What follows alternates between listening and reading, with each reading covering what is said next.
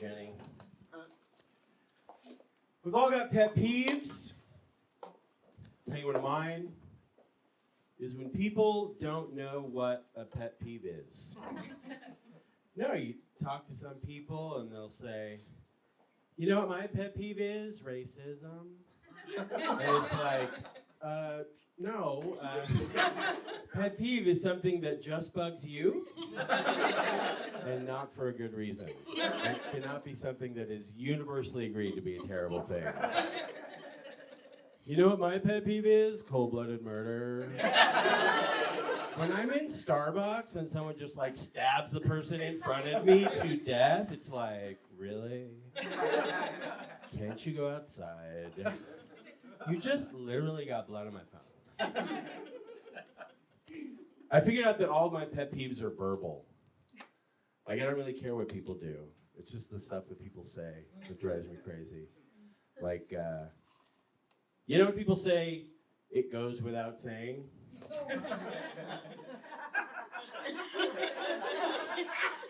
You don't need to say that. Ever. I was hanging out with my best friend and he said, well, it's 10:30, it goes without saying, we should probably get some dinner. Well, yeah, it could have gone without saying, but then you said it. So no, it's going with saying. I think if you find yourself saying it goes without saying a lot, you should probably just go without saying anything to me for a while. I came out from Atlanta and moved to Atlanta a couple years ago from LA, and I've been doing the online dating over there on the internet, right? Okay. And I've seen some of the dating profiles in Atlanta that I never saw in LA.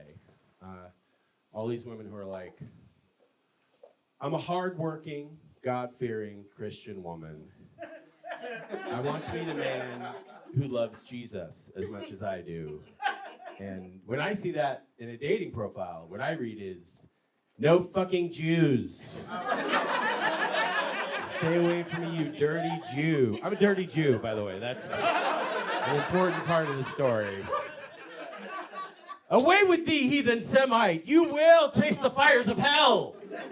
Only a man of the Lord can enter my holy valley. Lo, I say unto thee, my sweet Christian flower can only be pollinated by New Testament jizz.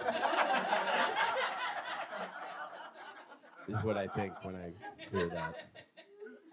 I am a Jewish fella. I want to mention something, just a quick little PSA, because, and by the way, I'm not one of the Jewish people who likes bombing children. That's a whole different, different group. But there is something that people say that's kind of not cool to say. Just so you know, if you ever hear anybody talking about getting the heebie-jeebies, yeah, that's actually an anti-Semitic slur. If you didn't know, yeah. Heebie-jeebies was named after the second prime minister of Israel, who was named Hebrew Jebrew.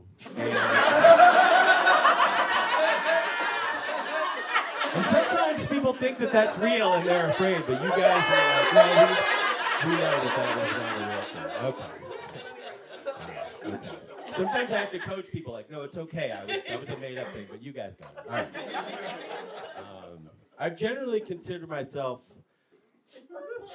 pretty straight, but I saw that show, The Last of Us on HBO, zombie apocalypse show, great show. And there's a subplot on there. There's a love story between these two guys, Bill and Frank. Oh my, exactly. It's just like the most moving love story. Seriously, one of the most touching love stories in TV history. And it's had a real impact on me, you know? And I've been thinking, like, I don't know if I would ever be prison gay. But I would definitely be apocalypse gay. You know what I mean? Like if there's just a couple of dozen humans left on Earth, I'm probably going to end up with one of the first 2 or 3 people I run into. You know? In the apocalypse, everyone's a 10. No, if I can meet somebody and they can kill zombies and do some gardening, a beard is no longer a deal breaker for me. All right, thanks. Good night.